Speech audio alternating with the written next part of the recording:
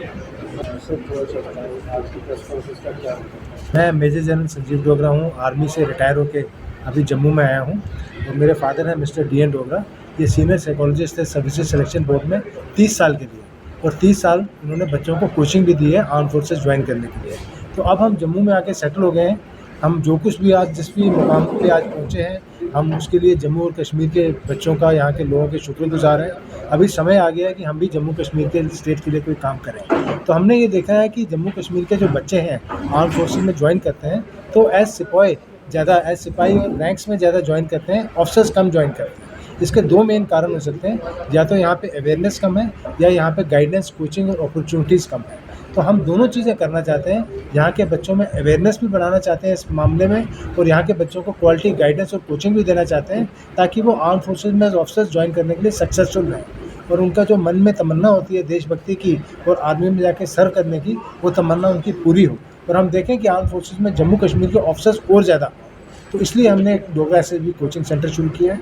मेरे फादर क्योंकि साइकोलॉजिस्ट थे एसएसबी में और मैं एक ट्रेंड इंटरव्यूइंग ऑफिसर हूँ इस सिलेक्शन प्रोसेस का, तो हम दोनों मिलके पूरा समझते हैं कि क्या क्या ऑफिसर लाइक क्वालिटीज़ चाहिए होती हैं बच्चों को, वो क्वालिटीज़ कैसे इम्प्रूव की जा सकती हैं, कैसे उनकी जजमेंट की जा सकती है, वो हम करके बच्चों को ट्रेन करेंगे आर्म फोर्सेस ज्वाइन करने। सर कहीं न कहीं ये रहता है कि मेल जो है जो लड़के हैं वो उनमें काफ़ी जज़्बा रहता है आर्मी में जाने का, काफ़ी उनमें होता है कि वहीं आज देखा जाए तो गर्ल्स में भी काफ़ी जज़्बा है।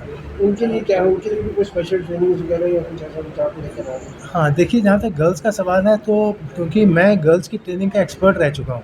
पहले मैं ऑफिसर्स ट्रेनिंग एकेडमी गया में था, जहाँ मैं ऑफिसर्स जो गर्ल्स ज्वाइन करती हैं, लेडीज़ वुमेन ऑफिसर्स, उनकी ट्रेनिंग का इंचार्ज था। फिर मैं अभी नेशनल डिफेंस एकेडमी से आ रहा हूँ, जहाँ पे गर्ल्स की जो ट्रेनिंग स्टार्ट हुई है, वो मेरे वहाँ रहते हुए ही गर्ल्स का पहला बैच आया था और अभी वो वहाँ पे ट्रेनिंग कर रहे हैं। तो हम ये जानते हैं कि गर्ल्स के ट्रेनिंग और गर्ल्स का सिलेक्शन प्रोसेस कितना ज़्यादा डिफ़िकल्ट है, कितनी ज़्यादा मेहनत करनी पड़ती है हमारी बच्चियों को आर्म फोर्सेस ज्वाइन करने के लिए और वो किस तरह से उनको मेहनत करानी है, किस तरह से उनको मोटिवेट करना है, किस तरह से उनको अपॉर्चुनिटी देनी है, उसका ज्ञान हम दोनों से ज़्यादा किसी को नहीं हो सकता। तो हम इस मामले में काफ़ी जागरूक हैं और हम इस मामले में भी बहुत मेहनत करेंगे। तो इसमें देखा जाए तो बेसिकली ये भी रहता है कि उनकी फैमिलीज़ को ज़्यादा मोटिवेट करने की भी ज़रूरत होती है, क्योंकि उनमें कहीं न कहीं ऐसी विचारधाराएँ होती हैं, वो उस चीज़ को समझ नहीं पाते, उसको बैकफुट कर देते हैं बच्चों को।